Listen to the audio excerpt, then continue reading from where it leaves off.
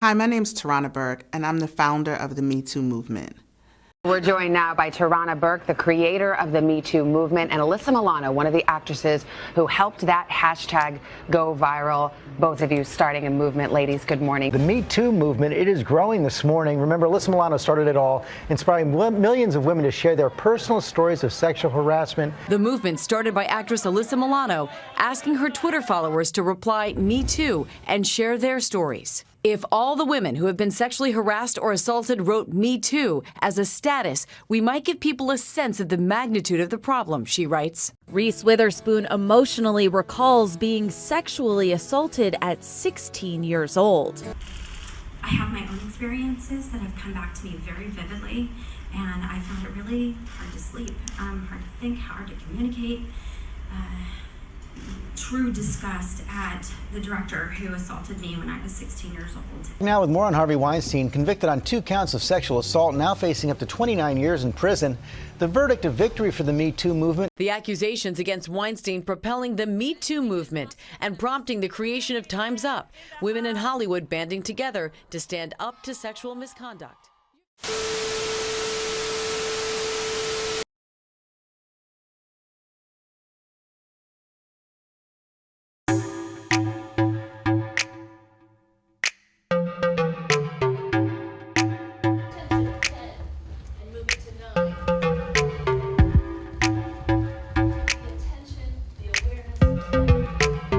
My name is Seema Sueko, and I serve as Deputy Artistic Director at Arena Stage. Ann Morgan, I'm the Literary Manager and Dramaturg at the American Shakespeare Center. Kara Rawlings, and I am Associate Professor of Movement and Acting at Virginia Tech.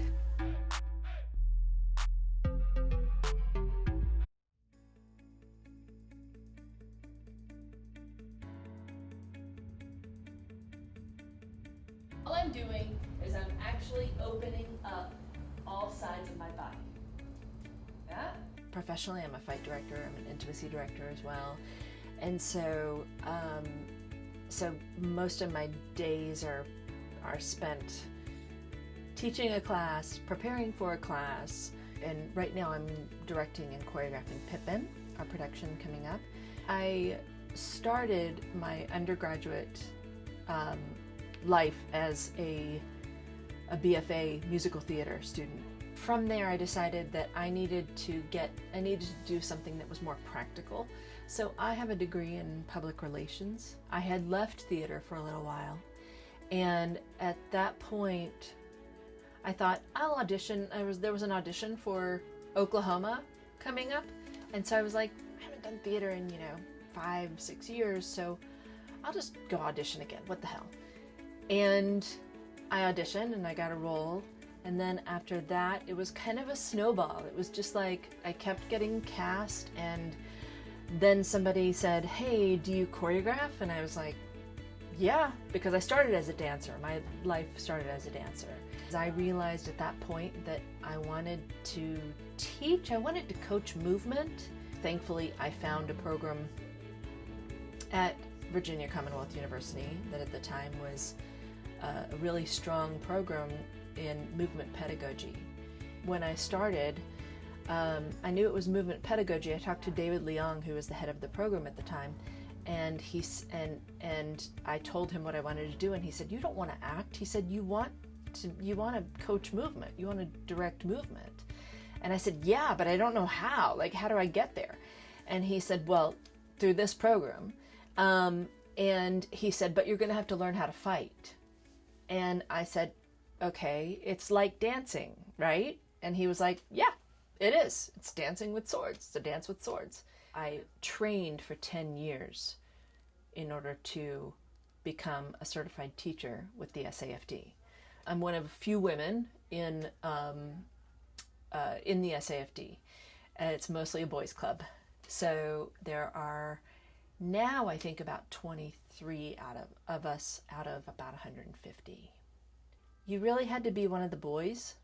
Like, you had to be really tough in this really kind of machismo kind of way. I pursued training to that end so I could match the boys, is what I kind of thought of it. I no longer think of it that way, thankfully, because Jenny Jones, who's the first female fight master. I am Jenny Jones, Jenny professionally, and Jones to my oldest and dearest friends, just alone. I am a certified fight director and master teacher in stage combat.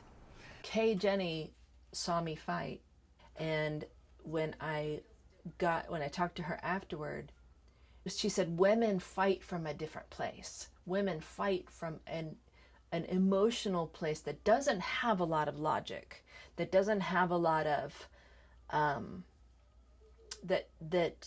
that doesn't have preparation. And which is true. When you see two women actually fight, they go after each other. It's from the gut, and it is to kill. And I understood what she was saying, because I was like, and I realized, oh, I have not been honoring who I am in this work. I've been trying to be somebody else. That's been my kind of concern and investigation, but it came from the place of feeling like I needed to be a guy. And that was a really dissonant place to live for a very long time. There was a moment that I had in a rehearsal once that a director, I was the movement director, I was the fight director on the show. And I went into the rehearsal and I started moving some people around, and then I said, is this what you're asking for? Is this what you're looking for? And he shouted at me and said, like in the space with all the actors and everything, he said, yeah, I just need you to do this to make it better. And if you can't do it, I'll do it. Fine. And it was so combative. I just stopped and I looked at the actors, and the actors were all like, I'm sorry, because they knew what was going on. And so I was like, okay, so we're just going to do this and then I'm going to go. Okay. And so I left, and the next day I went in to talk to that director, because I left there and I was so angry. And I went in to talk to him, and I said, I need to let you know that you cannot talk to me like that. I'm there to help you. I said, but you may not speak to me like that in front of other people, or not, or privately. And he said, well, I can talk to you any way I want to. I'm the director. He actually said that. And I said, okay, no, you can't. And I said, and he goes, well, fine. What do you want then? What do you want? Because he was like, I just won't be in the room how about that? I just won't be in the room when you're working. I said, well, that's not what I was hoping. I was hoping to do something that was collaborative. And so I'm saying you can't talk to me like that, but you can talk to me about what you are looking for specifically and without any condemnation or judgment. I was really proud of myself for standing up for myself. At the same time, it was not ideal. I hope that I do a little bit better in the moment of dealing with things now. I've never experienced anything like that. I've never experienced anything like that since. But I've also, on the other side of it, I've experienced people like John Jory, who's a very famous Tony Award winning playwright and theater practitioner. He started Actors Theater of Louisville. I mean, he's extraordinary. And being in the room with him, when at one point he came over and he just said, your presence in this room is so lovely. He said, thank you for just being present and available. we can all honor who each other is, you know? It's not a competition, and it's not this ridiculous hierarchy. We're all headed toward the same thing. Mm-hmm. In that we all have to examine how we have contributed to that. We have to be a little more forgiving. So as we call people out, as things have, what I see sometimes in like a rehearsal is that, you know, a scene between a male and female, an intimate scene. Well, the male is terrified of doing it the wrong way. The fact is that we're going to say things that aren't the correct thing to say. And we need to have humility and go, oh, sorry. And I think that in a rehearsal room, we have to allow for that. I haven't always been in, like in the last 3 years, I've been in rehearsal rooms where it's been like, okay, everybody, we're going to all adhere to these intimacy, you know, codes of intimacy or whatever this is. And so nobody screw up. Instead of saying, here are some ideas and here's some things we're going to put into practice. And if you mess up, notice it, say I'm sorry, make a change right there and move on, move forward. And I would say for women, own what you know. So not only do you need to know, like do all the research, do all the work, you need to own what you know. It needs to be a conscious choice to have a voice in every single room.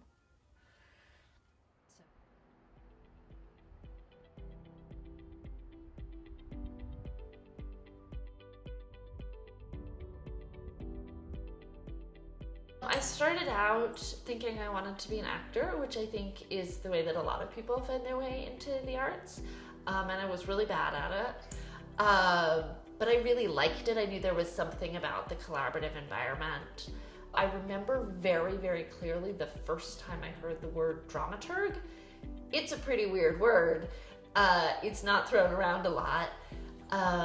But it was about halfway through my junior year of high school, and the school had just gotten a new director of the theater program. He was talking about the various roles in which one can play a part in the making of theater that aren't acting. And he described this person who was integral to the rehearsal process but not performing, who was researching a lot and using critical thinking skills to support the narrative and the text. And I was like, that sounds like fun. So one of the things that I love about my job is that there is no typical day for me.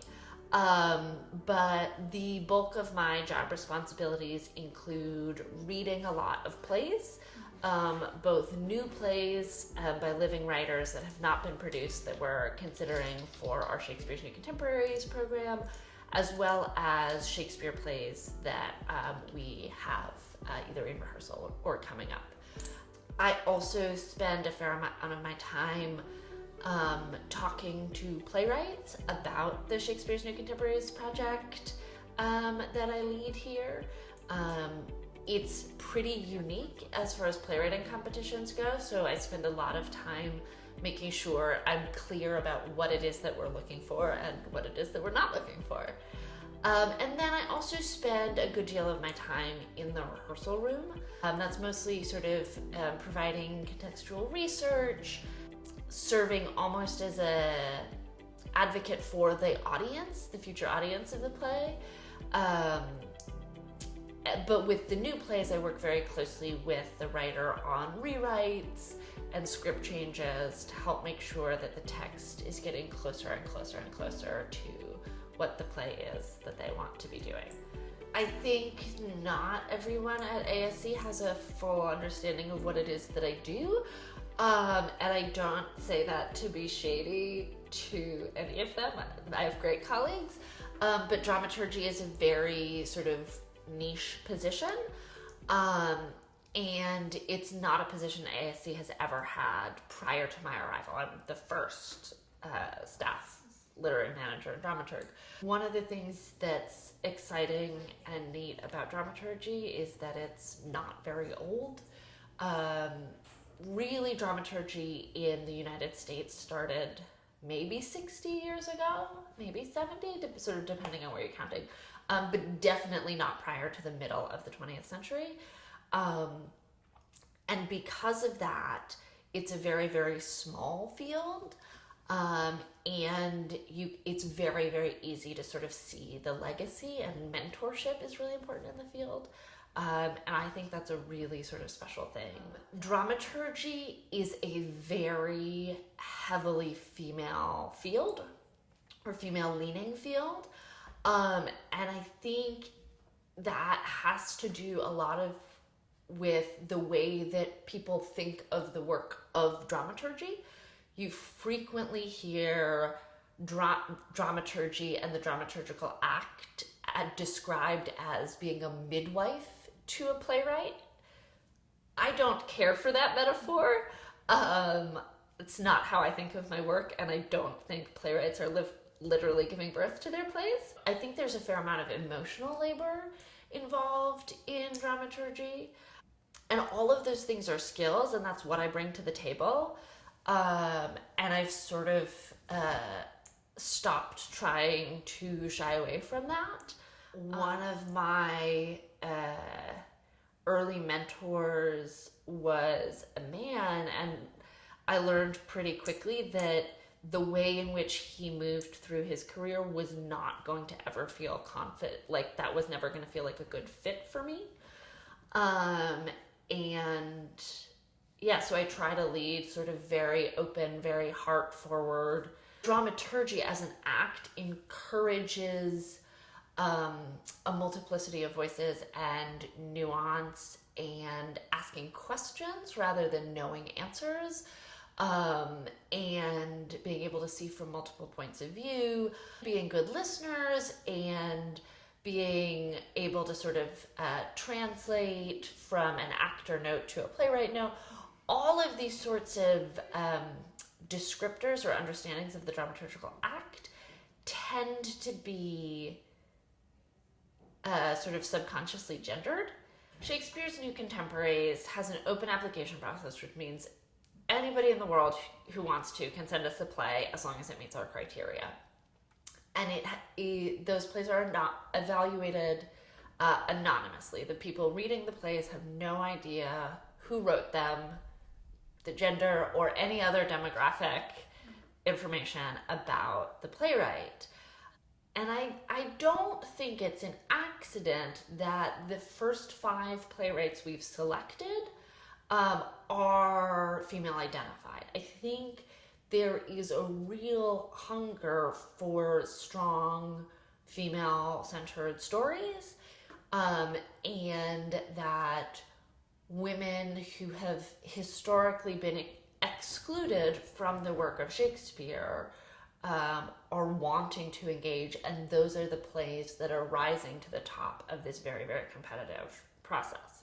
We know that women are the majority ticket buyers, and I would like to see us move towards more, not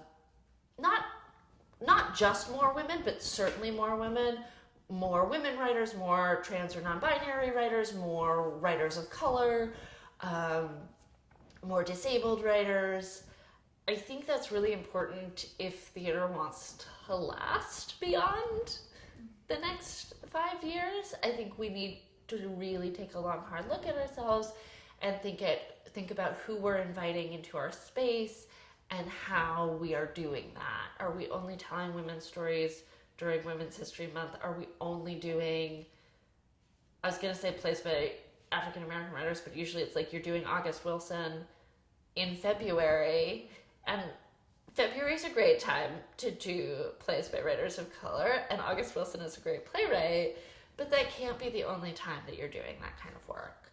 The playwrights are job creators. Playwrights say, here's how many characters are in my play, and here are the kinds of people that I want to play them. And it sort of all ripples out from there.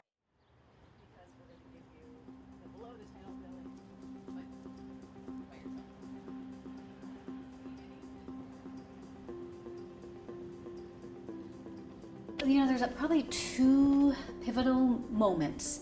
One was when I was 12 and my sister was 16 years old, and my sister was very, very shy.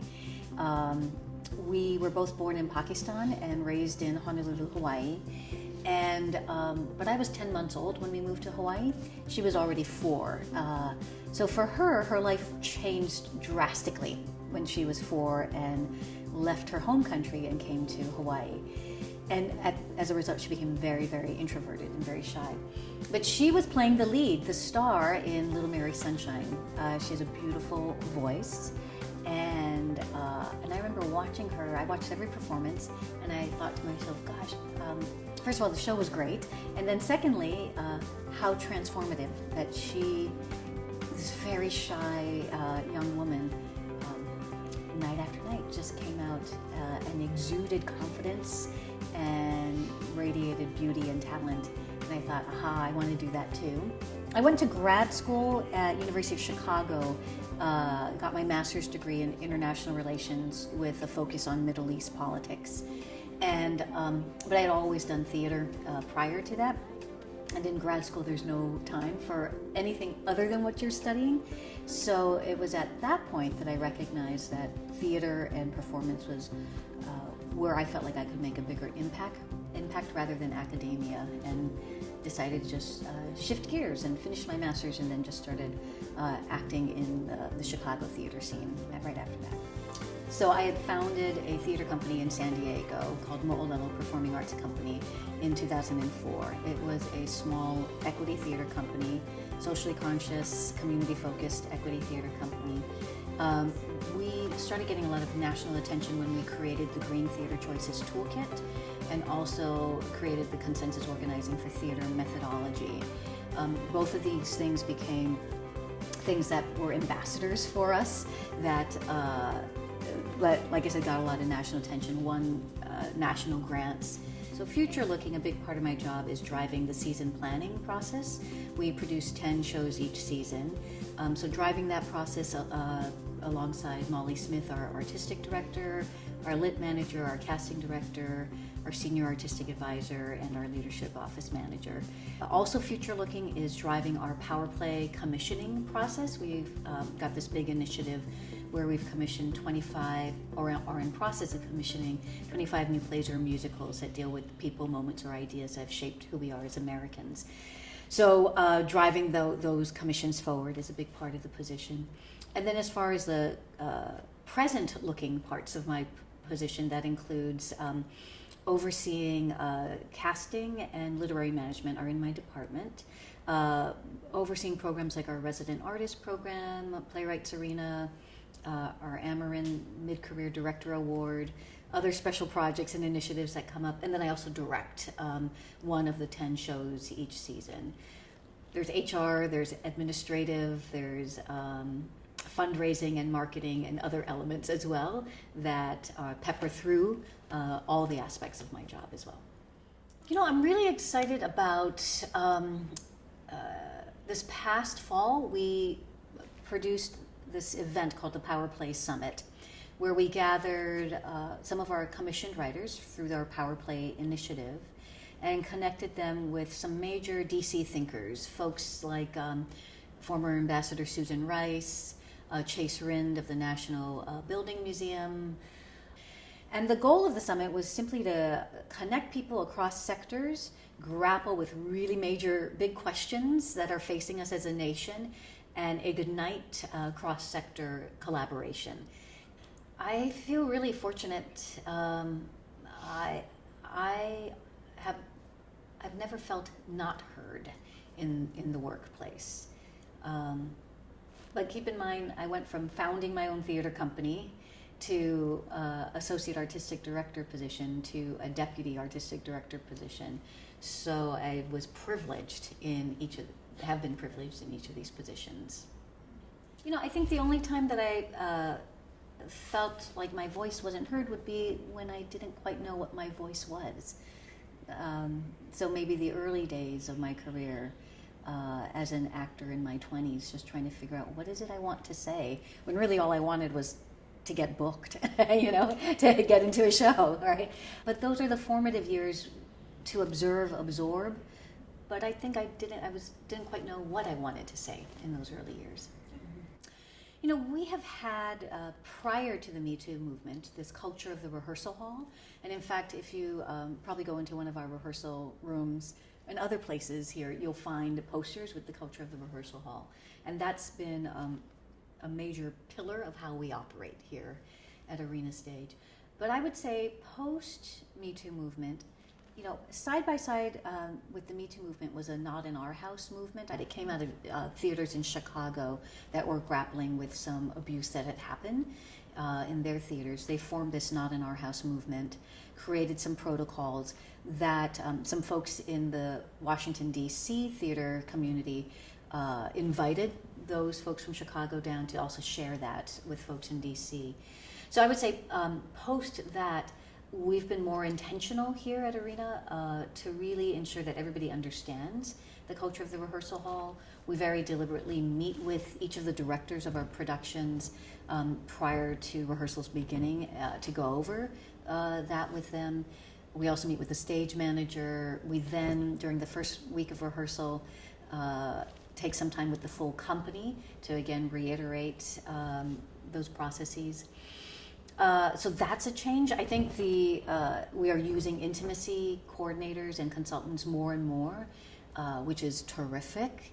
Last season, I brought an intimacy consultant to Arena to lead workshops, not just for directors, but also for actors. The idea being that you might be in a production that doesn't have an intimacy consultant, but you yourself can be empowered in the rehearsal room. We also had senior staff and other members on the administrative staff do a workshop with the intimacy consultant. The idea being that, in everyday life, in the office, you're offering ideas or making requests of one another, and how can we do that in a way that is respectful, normalize, however, empower folks to actually be real about what it is they can and cannot achieve under a certain deadline, and essentially create the space for really good communication. Just stay on your path of what it is that feels honest, authentic, and true to you. Don't try to be somebody else. You be you, and people will see that.